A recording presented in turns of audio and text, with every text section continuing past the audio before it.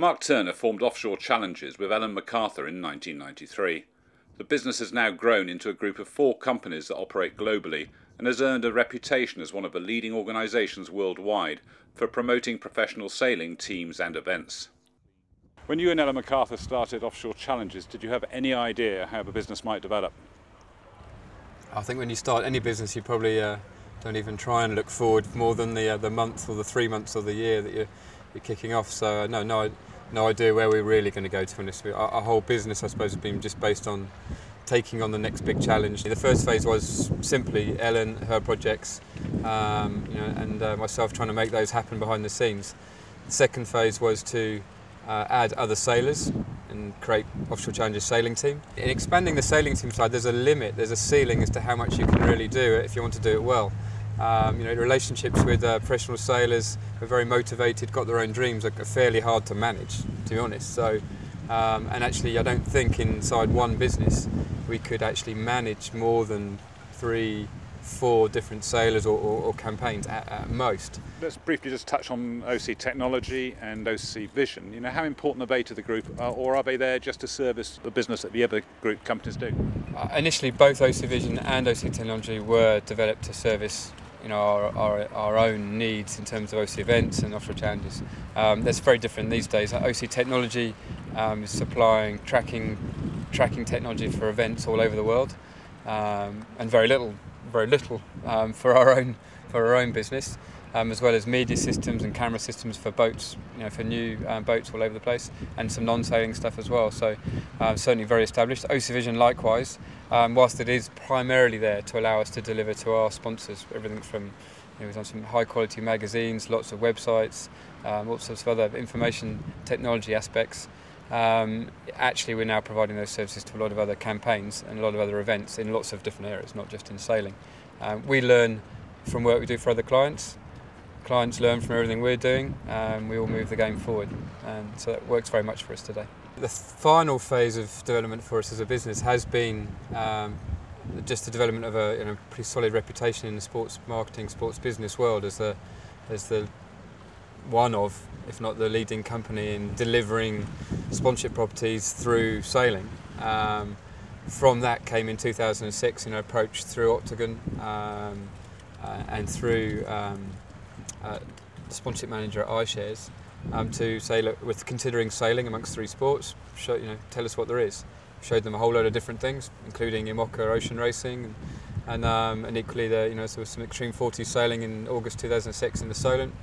And so there's something we could create bespoke for them, and we've made a product for them. We literally made it around them, made it to go to the countries, markets they wanted, focused very much B2B, in the initial years, which is what their requirement was, and developed the property with them, and have over the 3 years of the iShares Cup have continued to evolve that.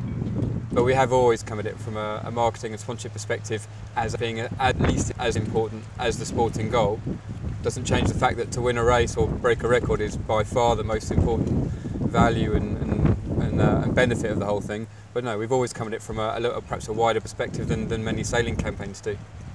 And when you're considering venues for events, how important to the business model is it that venues pay to have events there? The business model for us on the Extreme Sailing Series, we need venues that are both paying into what is effectively our media budget for the whole series, and the race management costs, as well as actually providing services and promotion budgets that allow us to actually build an event. Business model doesn't work without venue host deals. Cowes has been the UK venue for the iShares Cup for the last couple of years. How much do you think the event has contributed to the island's economy? No doubt. The average on each of our events is contributing a 7-figure sum into that economy, be it through direct spend, be it through media coverage, be it through developments that happen because of the high quality people we're bringing into the circuit.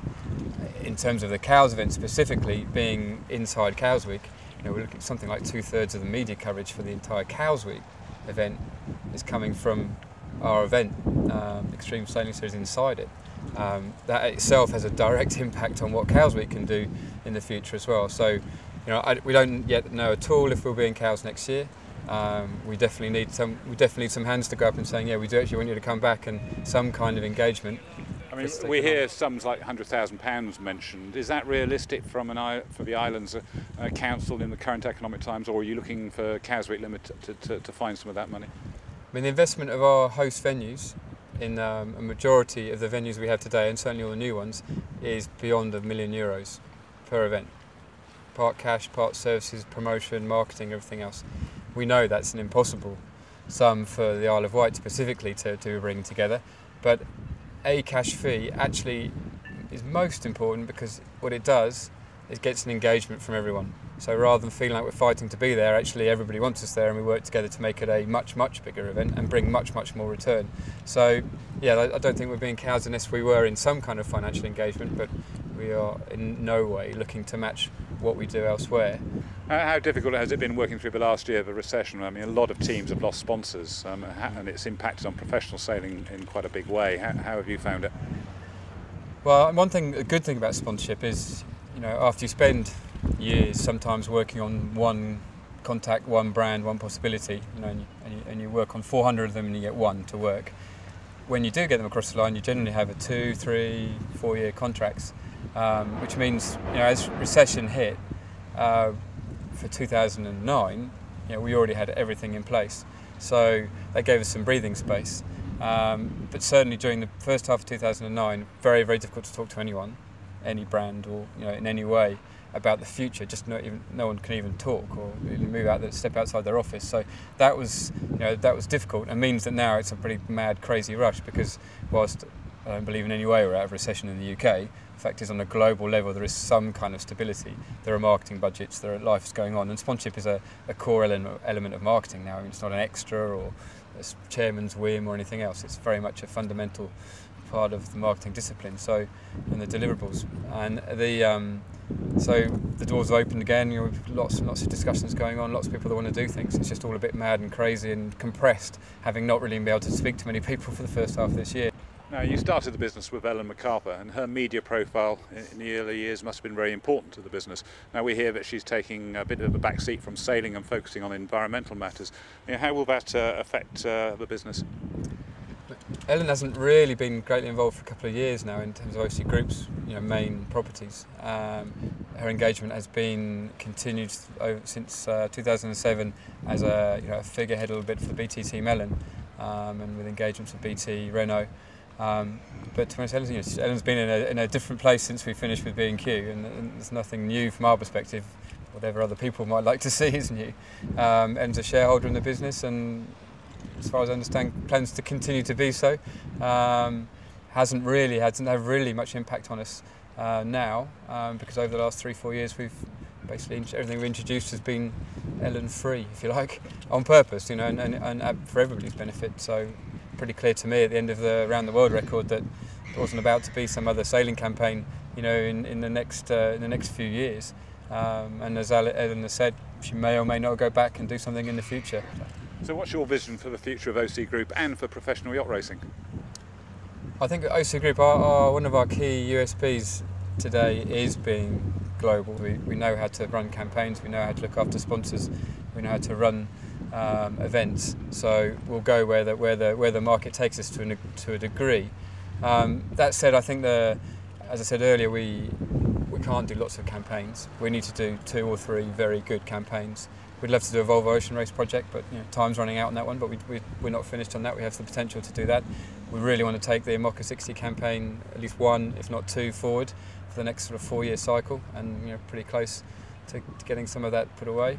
We'll see what happens. The Extreme 40 side, both running the campaigns, there's plenty going on that front.